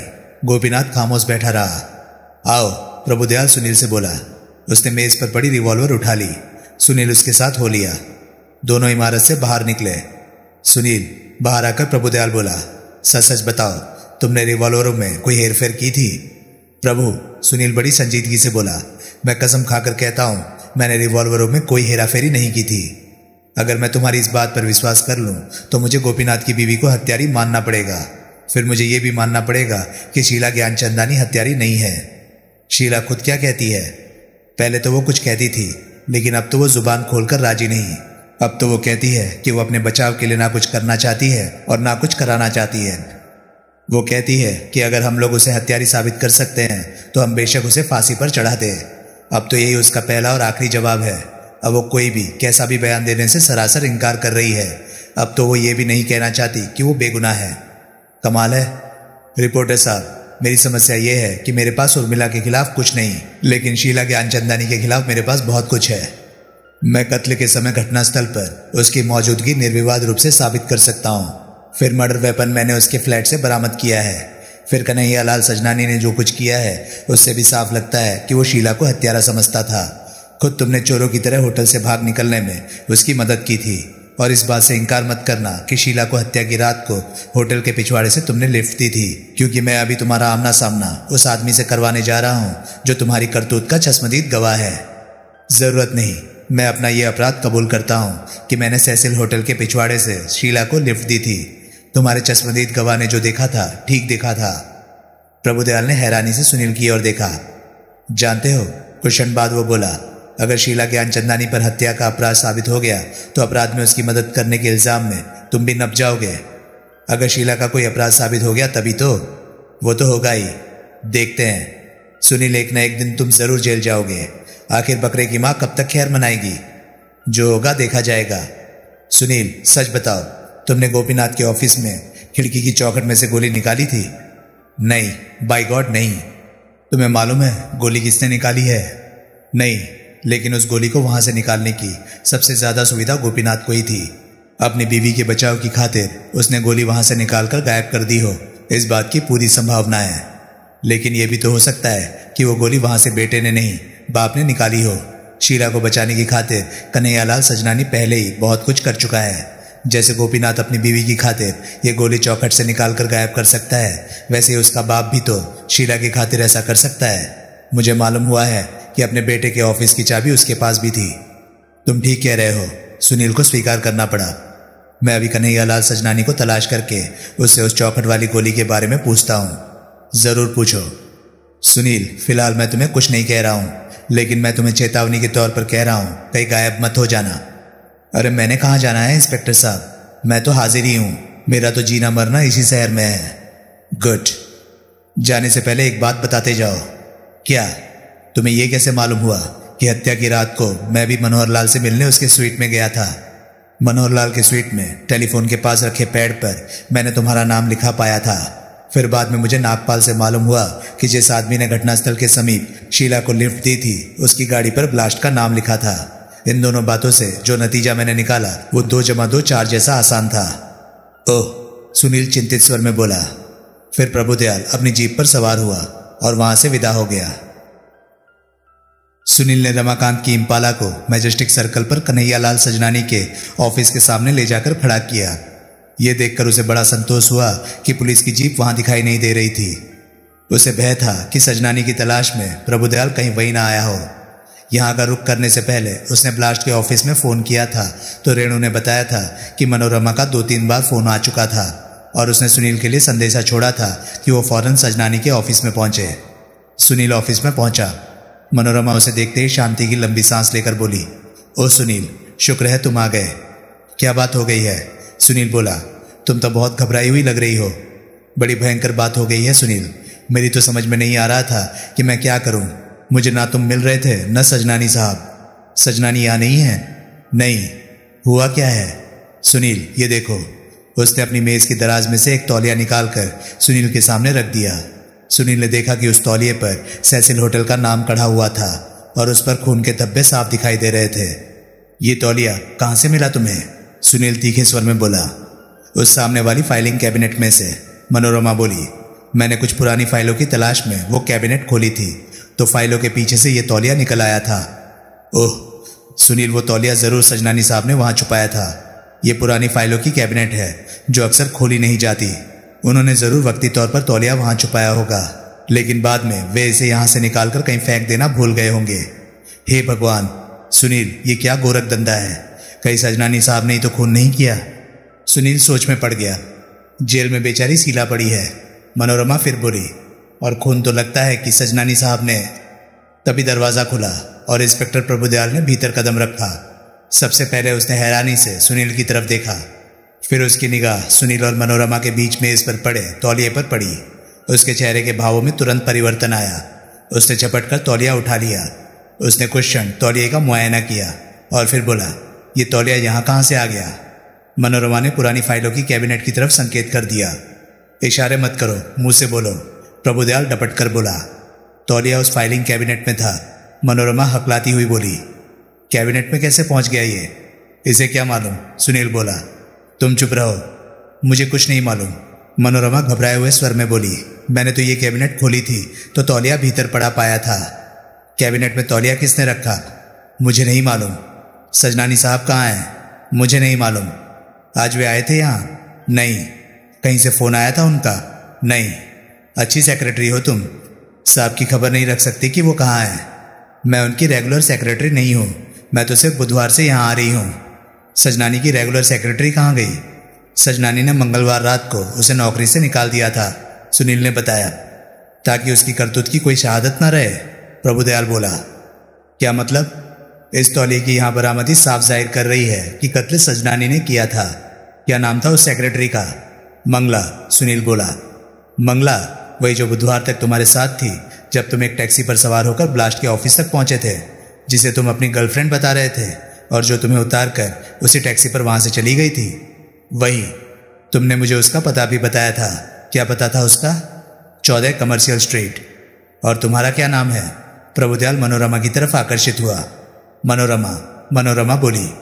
अगर सजनानी यहाँ आए या उसका फोन आए तो उसे कह देना कि वो फौरन पुलिस हेडक्वार्टर इंस्पेक्टर प्रभुदयाल के पास पहुंचे। लेकिन मैं तो यहाँ से जा रही हूँ। प्रभुदयाल ने घड़ी पर दृष्टिपात किया और फिर बोला, खैर कोई बात नहीं, कोई बड़ा सा लिफाफा है यहाँ? मनोरमा ने एक 10 गुणा 12 इंच का आकार का लिफाफा उसे थमा दिया। प्रभुदयाल ने तौलिया लिफाफे में डाल लिया और दरवाजे की तरफ बढ़ा। फिर वो ठिठका और सुनील की तरफ घुमा। और तुम कोई शरारत करने की कोशिश मत करना रिपोर्टर साहब, वरना मैं बहुत बुरी तरह पेश आऊंगा। कैसी शरारत? सुनील हड़बड़ाकर बोला। तुमने कहा था मंगला तुम्हारी गर्लफ्रेंड है। मेरे से पहले उसे घर पहुंचकर तुम उसे आगाह करने की कोशिश मत करना कि मैं उसके भूतपूर्व बॉस की करतूत के बारे में उससे पूछताछ करने जा रहा हूं। तुम्हारे पास विलायती कार है, तुम उस पर मेरी जीप से पहले कमर्शियल स्ट्रीट पहुंच सकते हो, जैसे कि तुम यहाँ मुझसे पहले पहुंच गए थे। मैं ऐन मौके पर यहाँ ना आ गया होता तो तुमने जरूर ये तौलिया गायब कर देना था। मेरा ऐसा कोई इरादा नहीं था। मुझे तुम्हारी बात पर विश्वास नहीं। सुनील, कान खोलकर सुन लो। अगर तुमने मेरे से पहले मंगला के पास पहुंचकर उसे सजनानी के हक में कोई उल्टी सीधी पट्टी पढ़ाने की कोशिश की तो मुझसे बुरा कोई ना होगा। अगर तुम्हें मुझसे ऐसी हरकत का खतरा है तो तुम एक काम क्यों नहीं करते? क्या? मुझे भी अपने साथ ले चलो। मैं तुम्हारी आंखों के सामने रहूंगा तो तुम्हें गारंटी रहेगी कि ना मैंने मंगला को कोई पट्टी पढ़ाई है और ना मैंने सजनानी को उसके सिर पर मंडराते खतरे से आगाह किया है। प्रभुदयाल को वो बात जच गई। चलो, वो निर्णयात्मक स्वर में बोला। सुनील तुरंत उसके साथ हो लिया। वो सड़क पर आकर प्रभुदयाल के साथ पुलिस की जीप में सवार हो गया। कमर्शियल स्ट्रीट चलो, प्रभुदयाल ने ड्राइविंग सीट पर बैठे हवलदार को आदेश दिया। जीप तुरंत आगे बढ़ी। अब मेरी समझ में आ रहा है, प्रभुदयाल बोला, कि शीला ज्ञानचंदानी अपनी जुबान क्यों नहीं खोलना चाहती। उसे कोई बयान देने से इंकार क्यों है? सुनील ने बड़ी मासूमियत से पूछा। अब तो साफ जाहिर हो रहा है कि कत्ल सजनानी ने किया। सजनानी का क्योंकि शीला से इश्क प्यार का रिश्ता है, इसलिए शीला अपने मुंह से कोई ऐसी बात नहीं निकालना चाहती जिसकी वजह से सजनानी फंस सकता हो। सजनानी ने शीला को जो रिवॉल्वर दी थी उसे शीला ने जरूर खोलकर देखा होगा। उसने रिवॉल्वर में एक खाली कारतूस देखा होगा तो वो फौरन समझ गई होगी कि मनोहर लाल का खून सजनानी ने किया था। इस थ्योरी के मुताबिक मैं ये भी मान सकता हूँ कि गोपीनाथ के ऑफिस में तुमने रिवॉल्वरों की अदला बदली नहीं की थी। गोपीनाथ ने तुम्हें अपनी रिवॉल्वर थमाई थी, तुमने उसमें से एक गोली चलाई थी और रिवॉल्वर वापस गोपीनाथ को थमा दी थी। फिर वही रिवॉल्वर गोपीनाथ तुम्हारे साथ शीला के फ्लैट पर जाकर उसे सौंप आया था। शीला के पास पिता वाली रिवॉल्वर पहले से ही मौजूद थी। पिता को बचाने की खातिर उसने बेटे वाली रिवॉल्वर ये पिता वाली रिवॉल्वर से बदल दी। उसने गोपी की रिवॉल्वर छुपा ली और उसके स्थान पर मेज पर सजनानी वाली रिवॉल्वर रख दी, जिससे कि कत्ल हुआ था। सुनील, रिवॉल्वरों की अदला बदली तुमने नहीं, शीला ने की थी। उसने बड़ी चतुराई से खूनी रिवॉल्वर को गोपीनाथ द्वारा लाए रिवॉल्वर बना दिया था, ताकि हम गोपीनाथ पर शक करें या उसकी बीवी पर शक करें, जैसा कि हमने किया था। प्रभुदयाल एक क्षण रुका और फिर बोला, मेरी गलती ये थी कि मैं शीला के फ्लैट पर गया। मैंने वहां मेज पर रखी एक रिवॉल्वर देखी। मैंने उसकी नाल सूंघी तो पाया कि वो हाल ही में चलाई गई थी। मैंने चैम्बर में खाली कारतूस भी पाया। मैंने रिवॉल्वर को अपने अधिकार में किया और तलाश बंद कर दी। अगर उस वक्त मुझे मालूम होता कि इस केस में वैसी एक नहीं 3-3 रिवॉल्वरों का दखल था, तो मैं अपनी तलाश उस रिवॉल्वर के अनायास मिल जाने पर बंद ना कर देता। मैं फ्लैट की मुकम्मल तलाशी लेता तो वहां से एक और रिवॉल्वर जरूर बरामद होती। फिर केस इतना पेचीदा ना बन पाता जितना कि ये इस वक्त बना हुआ है। सुनील ने बड़ी गंभीरता से हुंकार भरी। मुझे ये भी सोचना चाहिए था कि सजनानी की 3 रिवॉल्वरों में से एक रिवॉल्वर गायब है। कत्ल की रात को सजनानी ने शीला को एक रिवॉल्वर दी थी। उससे अगले रोज उसके लड़के गोपीनाथ ने भी एक रिवॉल्वर शीला को दी थी, लेकिन हमने शीला के फ्लैट की तलाशी में सिर्फ एक रिवॉल्वर बरामद की थी। अब सवाल ये पैदा होता है कि दूसरी रिवॉल्वर कहाँ गई? पुलिस शीला के फ्लैट पर दोबारा नहीं गई थी। हम गए थे। हमने दूसरी बार किन्हीं अन्य सूत्रों की तलाश में उसके फ्लैट की दोबारा तलाशी भी ली थी, लेकिन हमें कोई और रिवॉल्वर नहीं मिली थी। इसलिए नहीं मिली थी क्योंकि तब तक दूसरी रिवॉल्वर को शीला निश्चय ही कहीं गायब कर चुकी थी। उसके पास गोपीनाथ द्वारा उसे दी गई रिवॉल्वर गायब कर देने के लिए बहुत वक्त था। सुनील, अगर तुम सच बोल रहे हो कि तुमने रिवॉल्वरों की अदला बदली नहीं की, अगर गोपीनाथ सच बोल रहा है, अगर उसकी बीवी सच बोल रही है, तो सारी शरारत शर्तिया शीला ज्ञानचंदानी ने की है। आई सी। हमें मालूम है कि सजनानी हत्या की रात को 8:15 बजे के करीब मनोहर लाल से मिला था। वहां आत्मरक्षा की खातिर सजनानी को मनोहर लाल पर गोली चलानी पड़ गई। फिर जब 8:30 बजे शीला वहां पहुंची तो शायद उसने सजनानी को वहां से कूच करते देख लिया। बाद में उसने मनोहर लाल की लाश देखी। उसके बाद में जब सजनानी ने उसे अपनी रिवॉल्वर दी तो उसने देखा कि उसमें से एक गोली चली हुई थी। वो फौरन समझ गई कि मनोहर लाल का खून सजनानी के हाथों हुआ था। फिर बाद में जब गोपीनाथ ने भी उसे अपनी रिवॉल्वर दे दी तो शीला ने सजनानी को बचाने के लिए गोपीनाथ वाली रिवॉल्वर तो गायब कर दी और सजनानी की दी रिवॉल्वर के बारे में उसने ये जाहिर किया कि वास्तव में वही रिवॉल्वर उसे गोपीनाथ ने दी थी। उसकी इस शरारत की वजह से ही गोपीनाथ की बीवी पर हमारा शक मजबूत हुआ। तभी जीप मोड़ काट कर कमर्शियल स्ट्रीट में दाखिल हुई। यानी कि अब तुम्हें गारंटी है कि कातिल सजनानी है? सुनील बोला। उसके अलावा और कोई कातिल हो ही नहीं सकता, प्रभुदयाल बोला। ड्राइवर को बता देना 14 नंबर इमारत कौन सी है। सुनील के संकेत पर ड्राइवर ने एक इमारत के सामने जीप रोकी। फिर वो प्रभुदयाल के साथ जीप से उतरकर इमारत में दाखिल हुआ। दोनों दूसरी मंजिल पर पहुंचे। सुनील ने मंगला के फ्लैट की कॉल बेल बजाई। दरवाजा खुद मंगला ने खोला। अपने सामने एक वर्दीधारी पुलिस अधिकारी को खड़ा देखकर वो घबरा गई। घबराने की कोई बात नहीं मंगला, सुनील सांत्वनापूर्ण स्वर में बोला। ये इंस्पेक्टर प्रभुदयाल है। ये तुमसे सजनानी साहब के बारे में कुछ पूछना चाहते हैं। ओह, मंगला ने गहरी सांस ली। तशरीफ लाइए। दोनों भीतर दाखिल हुए। भीतर ड्राइंग रूम में वे एक सोफे पर बैठ गए। मंगला उनके सामने बैठ गई। आप कन्हैयालाल सजनानी की प्राइवेट सेक्रेटरी थी? प्रभुदयाल ने सवाल किया। जी हाँ, मंगला बोली। हाल ही में आपने नौकरी छोड़ी है? जी हाँ। कब? मंगलवार को। सजनानी से आखिरी बार कब मिली थी आप? मंगलवार को ही। मंगलवार को सजनानी राजनगर में था? दिन में नहीं था, रात को आया था वो।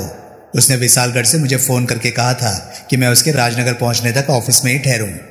ऑफिस में कितने बजे पहुंचा था वो? कोई 8:45 बजे। उसका उस वक्त मूड कैसा था? वो काफ़ी नर्वस और परेशान लग रहा था। मुझसे एक भी बात करने से पहले उसने कोट उतारकर मेज़ पर फेंक दिया था और बाथरूम में घुस गया था। बाथरूम में से जब नहा धोकर तरोताज़ा होकर वो बाहर निकला तो लगा मुझसे झगड़ा करने। वही झगड़ा इतना बढ़ गया कि मैंने भी सोच लिया कि अब मैं एक क्षण के लिए भी इस आदमी की नौकरी नहीं करूंगी। उसने ऐसा कुछ बताया था कि वो विशालगढ़ से सीधा ऑफिस में पहुंचा था या पहले वो कहीं और भी गया था? ज़रूर वो पहले कहीं और भी गया होगा, क्योंकि उसने मुझे बताया था कि उसकी अभी अभी एक ऐसे आदमी से बात हुई थी जिसके बारे में उसे पता लगा था कि वही शीला के बाप गोविंद ज्ञानचंदानी का हत्यारा था। उसने ये भी कहा था कि वो 11 बजे उससे फिर मिलने जाने वाला था। उसने उस आदमी का नाम लिया था? सुनील ने पूछा। नाम नहीं लिया था, लेकिन वो निश्चय ही मनोहर लाल का जिक्र कर रहा था। तुम्हें कैसे मालूम? तब नहीं मालूम था, लेकिन अब तो मालूम है मुझे, वो तनिक हड़बड़ाए स्वर में बोली। अब कैसे मालूम है? अब तो मैंने अखबार में पढ़ा है। क्या पढ़ा है? यही कि मनोहर लाल का कत्ल हो गया है। लेकिन मनोहर लाल की कत्ल की अखबार में खबर पढ़कर तुमने ये कैसे सोच लिया कि जिस आदमी का सजनानी जिक्र कर रहा था वो मनोहर लाल ही था? मनोहर लाल के कत्ल के संदर्भ में अखबार में तो सजनानी का नाम एक बार भी नहीं आया है। आज के अखबार में आया है। फिर भी तुमने ये कैसे सोच लिया कि मंगलवार रात को सजनानी मनोहर लाल का ही जिक्र कर रहा था? मेरे ख्याल से तो वो मनोहर लाल का ही जिक्र कर रहा था। अगर ऐसा नहीं था तो मेरा ख्याल गलत होगा। सजनानी ने बताया था कि उस आदमी से उसकी बात कैसे हुई थी। वो उससे मिला था या टेलीफोन पर बात हुई थी? ये तो उसने बताया नहीं था। जब सजनानी ने ऑफिस में कदम रखा था उस वक्त उसके पास रिवॉल्वर थी? मंगला हिचकिचाई।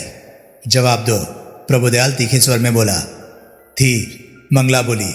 बाथरूम में जाने से पहले जब उसने अपना कोट उतारकर मेज पर फेंका था तो उसने उसके साथ शोल्डर होल्स्टर भी उतारकर कोट के पास रख दिया था। मैंने शोल्डर होल्स्टर में से झांकती हुई रिवॉल्वर की मूठ देखी थी। क्या वो ये रिवॉल्वर थी? प्रभुदयाल ने उसे अपनी जेब से निकालकर रिवॉल्वर दिखाई। ये मैं कैसे कह सकती हूँ? मैंने तो होल्स्टर से बाहर झांकती रिवॉल्वर की सिर्फ मूठ देखी थी। हाँ, उसकी मूठ जरूर इस रिवॉल्वर जैसी थी। तुम्हारे ख्याल से सजनानी हत्यारा हो सकता है? मैं पुलिस के सामने अपना ख्याल जाहिर नहीं करना चाहती। मेरे ख्याल का गलत मतलब निकाला जा सकता है। सुनील ने प्रभुदयाल की तरफ देखा। प्रभुदयाल उठ खड़ा हुआ। थैंक यू मैडम, वो बोला। सहयोग के लिए धन्यवाद। सुनील ने उठने का उपक्रम नहीं किया। वो बोला, प्रभु जरा 1 मिनट बैठो। किस लिए? अरे बैठो तो। मेरे पास फालतू वक्त नहीं है। मैंने अभी सजनानी को भी तलाश करके उसे गिरफ्तार करना है। तुम चाहो तो यहाँ बैठ सकते हो। यार, जीप पर बिठाकर साथ लाए हो, अब क्या यूं ही छोड़ जाओगे? क्या 1 मिनट और नहीं बैठ सकते? तुम चाहते क्या हो? अपने अखबार की खातिर मैं मंगला से 1-2 सवाल पूछना चाहता हूँ। मैं मुश्किल से 2 मिनट लगाऊंगा। अच्छा, प्रभुदयाल बोला, लेकिन उसने बैठने का उपक्रम नहीं किया। मंगला, सुनील बोला, मूल रूप से तुम कहाँ की रहने वाली हो? विशालगढ़ की, मंगला बोली। तुम मनोहर लाल को जानती थी? नहीं, वो भी विशालगढ़ का ही रहने वाला था। इससे क्या होता है? कुछ नहीं होता, सुनील ने स्वीकार किया। सजनानी के ऑफिस में एक सेफ है, मालूम है? क्या उसकी चाबी तुम्हारे पास भी है? मंगला हिचकिचाई। ये बात मुझे सजनानी से भी मालूम हो सकती है मंगला, सुनील चेतावनी भरे स्वर में बोला। मेरे पास उस सेफ की चाबी है। जब तुम वहां नौकरी करती थी तो अपने दफ्तर के कामकाज के सिलसिले में वो सेफ अक्सर तुम्हें खोलनी पड़ती होगी। हाँ, उस सेफ में कभी तुमने कोई रिवॉल्वर देखी थी? हाँ, हमेशा देखी थी। वो रिवॉल्वर वैसी ही थी जैसे इंस्पेक्टर साहब ने अभी तुम्हें दिखाई थी? हुबहू वैसी थी।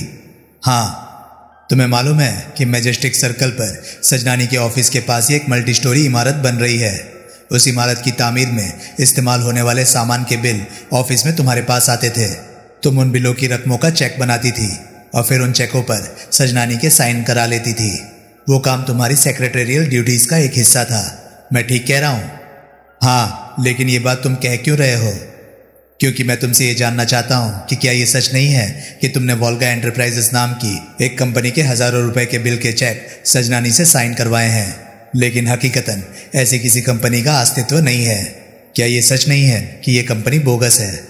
उसके बिल बोगस थे, लेकिन अपने सर सजनानी के एतबार का फायदा उठाकर तुमने उस कंपनी के नाम काटे मोटी मोटी रकमों के चेक सजनानी से साइन करवाए और इस प्रकार अपनी खातिर या किसी और की खातिर तुमने सजनानी की लाखों की रकम का घोटाला किया। एकाएक मंगला के चेहरे की हवाइयां उड़ने लगी। मंगला की सूरत पर एक निगाह पड़ते ही प्रभुदयाल भी चौकन्ना हो गया। उसकी पैनी निगाह मंगला के चेहरे पर टिक गई।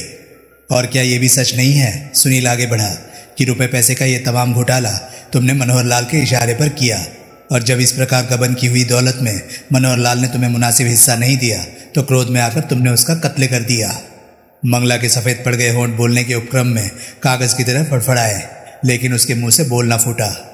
प्रभु, सुनील बोला, जरा लड़की को वो खून से सना तौलिया दिखाओ। प्रभुदयाल ने लिफाफे में से तौलिया निकाला और उसे मंगला के सामने मेज पर डाल दिया, लेकिन मंगला ने तौलिए की तरफ निगाह भी नहीं उठाई। ये तौलिया सजनानी के दफ्तर में पड़ी एक पुरानी फाइलों की कैबिनेट में से बरामद हुआ है। सुनील बोला, इंस्पेक्टर साहब का ख्याल है कि इसे सजनानी ने वहां छुपाया था, लेकिन हकीकतन ऐसा तुमने किया था। अगर ये तौलिया सजनानी ने वहां छुपाया होता तो मंगलवार रात से आज तक ये वहां ना पड़ा होता। सजनानी कब का इसे नष्ट कर चुका होता, लेकिन मंगलवार रात को सजनानी ने क्योंकि तुम्हें खड़े पैर नौकरी से निकाल दिया था, इसलिए तुम्हें वो तौलिया वहां से निकालने का आज तक मौका ना मिला। कहो कि मैं झूठ बोल रहा हूं। एकाएक मंगला ने अपने हाथों में अपना मुंह छुपा लिया और फफक फफक कर रोने लगी। मंगलवार रात को जब तुम मनोहर लाल से उसके होटल के स्वीट में मिलने गई थी तो तुम सजनानी की सेफ खोलकर उसमें पड़ी रिवॉल्वर साथ ले गई थी। वह तुमने उस रिवॉल्वर से मनोहर लाल का कत्ल किया। कत्ल के दौरान या तो खून के कुछ छींटे तुम पर उछल पड़े थे या किसी और वजह से तुम्हें खून लग गया, जो तुमने वहीं से एक तौलिया उठाकर पहुंचा और तौलिया अपने बैग में रख लिया। तुम ऑफिस में वापस लौटी। तुम्हारे वहां पहुंचने के कुछ ही क्षण बाद वहां सजनानी पहुंच गया। उसने अपना कोट और शोल्डर होल्स्टर उतार कर मेज पर फेंका और बाथरूम में जा घुसा। उस मौके का फायदा उठाकर तुमने सबसे पहले खून से सने तौलिए को फाइलों की कैबिनेट में छुपाया। फिर तुमने सजनानी के शोल्डर होल्स्टर में से उसकी रिवॉल्वर निकालकर सेफ में रख दी और सेफ वाली रिवॉल्वर जिससे कि तुमने खून किया था सजनानी के शोल्डर होल्स्टर में रख दी। मंगला बदस्तूर रोती रही। रोना धोना बंद करो, एकाएक प्रभुदयाल कर्कश स्वर में बोला। मंगला की हिचकियां लेने की आवाज आनी बंद हो गई। इधर मेरी ओर देखो। मंगला ने अपना आंसुओं से भीगा हुआ चेहरा ऊपर उठाया। तुमने मनोहर लाल का कत्ल किया है? मैंने उस पर गोली चलाई थी, वो रोती हुई बोली, लेकिन मुझे मजबूरन ऐसा करना पड़ा था। मैं सिर्फ उसको धमकाने के लिए अपने साथ रिवॉल्वर लेकर आई थी, लेकिन वहां पैसे की खातिर मेरा उससे झगड़ा हो गया। बात यहां तक बढ़ गई कि वो मुझे मारने की धमकी देने लगा और फिर उसने एकाएक मेरी गर्दन दबोच ली। उस वक्त अगर मैं रिवॉल्वर निकालकर चलाने में कामयाब ना हो गई होती तो वो निश्चय ही मेरा गला घोंटकर मुझे मार डालता। गोली लगने पर उसकी छाती से खून का फव्वारा सा छूट पड़ा और खून के छींटे मुझ पर आकर पड़े। मैंने वहीं से एक तौलिया उठाकर खून पहुंचा और तौलिया और रिवॉल्वर के बारे में जो कुछ सुनील ने कहा वो सच कहा? हाँ। तुम कबूल करती हो कि तुमने मनोहर लाल का खून किया है? मैंने आत्मरक्षा के लिए उस पर गोली चलाई थी। वजह कुछ भी रही हो, उसका खून तुम्हारे हाथों हुआ है? हाँ। मैं तुम्हें मनोहर लाल के कत्ल के इल्जाम में गिरफ्तार करता हूं। मंगला एकाएक जोर जोर से रोने लगी। सुनील, रमाकांत, कन्हैयालाल सजनानी और शीला ज्ञानचंदानी यूथ क्लब में रमाकांत के ऑफिस में बैठे थे। रमाकांत मेज के पीछे अपनी घूमने वाली कुर्सी पर बैठा था। उसके सामने पड़ी 3 कुर्सियों पर सुनील, शीला और सजनानी बैठे थे। मेज पर एक जॉनी वॉकर ब्लैक लेबल की खुली हुई बोतल रखी थी। सजनानी, रमाकांत और सुनील के हाथों में विस्की के ग्लास थे। शीला के सामने टोमेटो जूस का लंबा ग्लास रखा था। साईं, सजनानी बोला, बड़ी शुक्र है नहीं कि ये फसाद खत्म हुआ। सजनानी, सुनील बोला, जैसे तुम समझ रहे थे कि कत्ल शीला ने किया था, वैसे ही शीला भी समझ रही थी कि कत्ल तुमने किया था। बड़ी, तुम ऐसा क्यों समझ रही थी? नहीं, सजनानी स्नेहसिक्त स्वर में बोला। मंगलवार रात को, शीला धीरे से बोली, जब मैं सैसिल होटल पहुंची थी तो मैंने वहां आपको अपनी कार पर सवार होकर वहां से रवाना होते देखा था। मैंने तो तुम्हें नहीं देखा था। नहीं, मुझे मालूम है, लेकिन मैंने आपको देखा था। बाद में जब आप मेरे फ्लैट पर आए और आपने मुझे रिवॉल्वर दी तो मैंने उसमें एक खाली कारतूस पाया। उस रिवॉल्वर की नाक में से उस वक्त भी बारूद की गंध आ रही थी। उन हालात में मैंने यही समझा कि मनोहर लाल का खून आपके हाथों हुआ था। अगले दिन जब गोपी सुनील के साथ मेरे फ्लैट पर आया और इसने भी मुझे एक वैसी ही रिवॉल्वर दी जिसमें कि एक खाली कारतूस था, तो मैं फौरन समझ गई कि वास्तव में सुनील क्या चाहता था। मैं ये चाहता था कि पूछे जाने पर तुम कहो कि गोपी की दी रिवॉल्वर ही वो रिवॉल्वर थी जो सजनानी ने तुम्हें दी थी। सुनील बोला, तुम रिवॉल्वरों की अदला बदली करो ये मैं नहीं चाहता था और ना मुझे सूझा था कि तुमने ऐसा किया होगा। हालांकि तुम्हारे पास एक ही समय में 2 रिवॉल्वरों की मौजूदगी की वजह से मुझे ये बात फौरन सूझनी चाहिए थी। मैंने तो तुम्हारे जाते ही मेज पर से गोपी वाली रिवॉल्वर उठा ली थी और उसके स्थान पर सजनानी साहब वाली रिवॉल्वर रख दी थी। गोपी वाली रिवॉल्वर को मैंने उस वक्त बाथरूम में पानी की टंकी में छुपा दिया था। बाद में जब पुलिस मेरे फ्लैट पर आई थी और मेज पर पड़ी रिवॉल्वर अपने अधिकार में करके चली गई थी तो मैंने पानी की टंकी में से रिवॉल्वर निकाल ली थी। समीप ही एक नई इमारत बन रही थी जहाँ की कंक्रीट के पिलर खड़े किए जा रहे थे।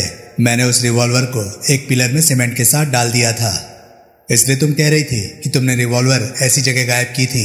सुनील बोला, जहां से पुलिस तो उसे क्या बरामद करती, तुम खुद भी उसे वापस हासिल नहीं कर सकती थी। करेक्ट। उस रात सजनानी बोला, जब मैं होटल में मनोहर लाल से मिलने गया था तो उसने मुझे स्वीट के भीतर दाखिल नहीं होने दिया था, क्योंकि भीतर पहले से ही कोई और मौजूद था। साईं, वो कोई और जरूर मंगला रही होगी। मनोहर लाल के उस वक्त के मूड से भी ऐसा ही लग रहा था कि मंगला और उसमें चलती किसी टकरार के दौरान मैं वहां पहुंचा था, इसलिए उसने उस वक्त मुझे टाल दिया था और 11 बजे दोबारा आने के लिए कहा था। 8 बजे जब मैं मनोहर लाल से मिलने गया था, सुनील बोला, तो मेरी मौजूदगी के दौरान मनोहर लाल को जो टेलीफोन आया था वो जरूर मंगला का ही था। मनोहर लाल ने उसको सिर्फ 2 मिनट का वक्त मांगा था। इससे साबित होता है कि उसने होटल के रिसेप्शन से ही उसे फोन किया था। मनोहर लाल ने जब मुझे चलता कर दिया था तो मैंने होटल के बाहर आकर उसके मुख्य द्वार की खूब निगरानी की थी, लेकिन मंगला मुझे दिखाई नहीं दी थी। जब मैं लिफ्ट द्वारा नीचे आ रहा था, ठीक उसी समय शायद वो दूसरी लिफ्ट द्वारा ऊपर जा रही थी और इसलिए वो मुझे दिखाई नहीं दी थी। मैंने तो इस उम्मीद में पिछवाड़े के भी चक्कर लगाए थे कि शायद मनोहर लाल से जो मिलने आने वाला था वो पिछवाड़े के रास्ते से आए। पिछवाड़े में मुझे मंगला तो दिखाई नहीं दी, अलबत्ता हड़बड़ाहट में सीढ़ियां उतरती शीला दिखाई दे गई। शीला, वास्तव में तो तुम इसलिए घबराई हुई थी ना, क्योंकि वहां पहुंचने पर तुमने मनोहर लाल के स्थान पर उसकी लाश देखी थी। हाँ, लाश देखकर मेरे छक्के छूट गए थे। मैं नहीं चाहती थी कि मुझे कोई वहां देखे, इसलिए मैंने पिछवाड़े के रास्ते वहां से चुपचाप निकल जाना चाहा था। असल में मनोहर लाल ने तुम्हें होटल नीलम के दूसरे हिस्से की कोई ऑफर नहीं दी थी। सजनानी बोला, तुमने यूं ही कह दिया था कि वो तुम्हें 1.5 लाख रुपया ऑफर कर रहा था। हाँ, शीला बोली, और तुम्हारे होते मनोहर लाल को आए टेलीफोन वाली बात भी तुमने मुझे झूठी कही थी। सुनील बोला। हाँ, शीला बोली, वो बात तो मैंने अपने पिछवाड़े के रास्ते से वहां से निकलने की कोई मुनासिब वजह तुम्हें बताने की खातिर घड़ ली थी, और उसी बात को बल देने की खातिर मैंने ये कह दिया था कि शायद मनोहर लाल गोपी की बीवी से बात कर रहा था। वास्तव में तो जब मैं मनोहर लाल की स्वीट में पहुंची थी तो मुझे वहां उसकी खून के तालाब में डूबी बड़ी लाश दिखाई दी थी। मैं ये देखने के लिए कि वो जिंदा था या मर गया, जब उसके ऊपर झुकी तो मेरे हाथों को भी उसका खून लग गया और मेरा एक पाँव भी खून के तालाब में पड़ गया। मैंने सैंडल उतारकर हाथ में ले ली और बाथरूम में जाकर अपने हाथ और अपनी सैंडल खूब मल कर धोई। अपने फ्लैट पर पहुंचकर मैंने सैंडल को फिर धोया, लेकिन पुलिस फिर भी ये साबित करने में कामयाब हो गई कि मेरी सैंडल को खून लगा था। तुम्हारी खामोशी की वजह से तुम्हें फांसी की सजा हो सकती थी, सुनील बोला। हो सकती थी, शीला सहज भाव से बोली। सजनानी ने अपने ग्लास में से विस्की का एक बड़ा घूंट पिया। गोपी, फिर एकाएक वो यूं बोला जैसे उसका लड़का उसके सामने खड़ा हो। बड़ी लगती लानत हुई। लड़के को क्यों कोस रहे हो सजनानी, सुनील बोला। बड़ी और क्या करूँ नी, सजनानी दुखी स्वर में बोला। बड़ी देखो ना, शीला जैसी लड़की को छोड़कर उसने उस क्लब में नाचने वाली से शादी कर ली। अगर उसे अपनी बीवी के तौर पर एक क्लब में नाचने वाली लड़की पसंद है तो इससे तुम्हें क्या ऐतराज है? ऐतराज तो मुझे बहुत है साईं। यूँ कहो कि मेरे ऐतराज की परवाह कौन करता है। कहीं क्षण कोई कुछ न बोला। अंत में शीला ने चुप्पी तोड़ी। अब होटल नीलम की बिक्री का क्या होगा, वो बोली।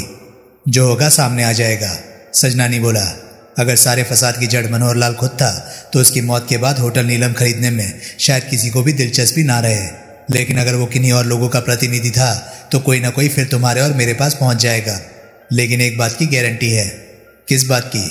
इस बार जो कोई भी हमारे पास आएगा वो मनोहर लाल की तरह डराता धमकाता या गरजता बरसता नहीं आएगा। वो दबकर आएगा और खामोशी से खरीदारी मुकम्मल करने की कोशिश करेगा। आई सी। सजनानी, सुनील बोला।